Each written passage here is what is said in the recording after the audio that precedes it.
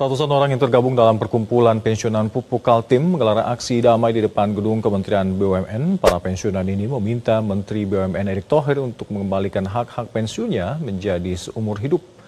Dengan membawa spanduk dan poster, aksi unjuk rasa diikuti mayoritas lansia yang merupakan mantan karyawan perusahaan BUMN Pupuk Kaltim.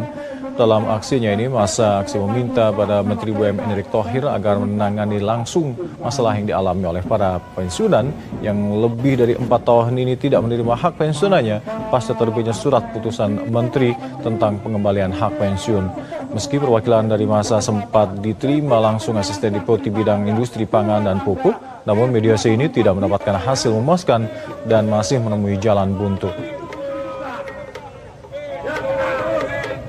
Menjanjikan, tetapi ketika kami mau minta pas batas waktunya dengan enteng, cuman dijawab, maaf, asuransi Jiwasraya gagal berinvestasi sehingga keuangan kami ditunda, bayarnya kapan tidak jelas. Sekali lagi saya katakan tidak jelas. Ini udah lewat 1 tahun.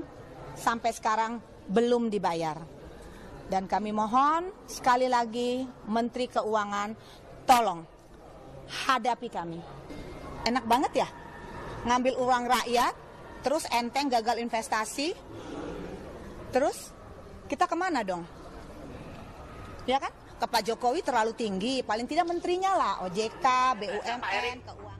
Ini ada demo yang dilakukan oleh pensiunan dari Perkumpulan Pensiunan Pupuk Kaltim menggelar aksi di gedung Kementerian BUMN. Mungkin bisa dijelaskan Pak, demo ini demo apa dan kenapa bisa terjadi demo yang katanya pensiunnya tidak dibayar, ya Pak Erick ya? Saya ingin menyampaikan untuk mengenai pensiunan ini bagian sebenarnya restrukturisasi daripada Jiwasraya, di mana Jiwasraya itu sekarang sudah berhasil menyelesaikan 77% dari 9,6% yang sudah bersepakat di restrukturisasi. Lalu dari situ diturunkan menjadi 100%. Dari 100% ini sudah 77% yang benar. Pemerintah kan ya, image pemerintah ini kan, kepercayaan rakyat kepada pemerintah ini kan, yang penting.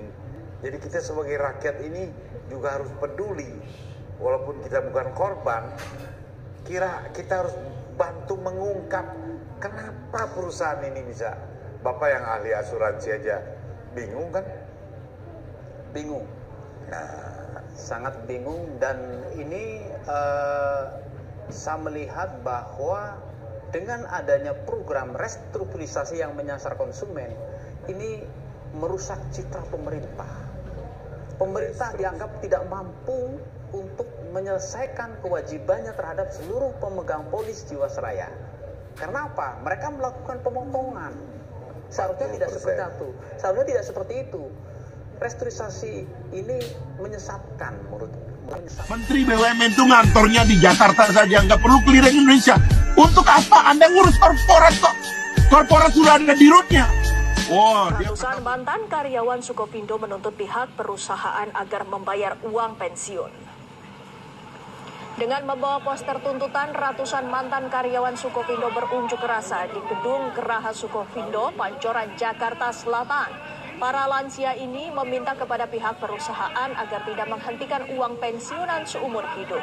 Langkah perusahaan badan usaha milik negara ini dinilai tidak adil dan tidak manusiawi lantaran semasa kerjanya gaji karyawan dipotong 10% setiap bulannya untuk uang pensiunan.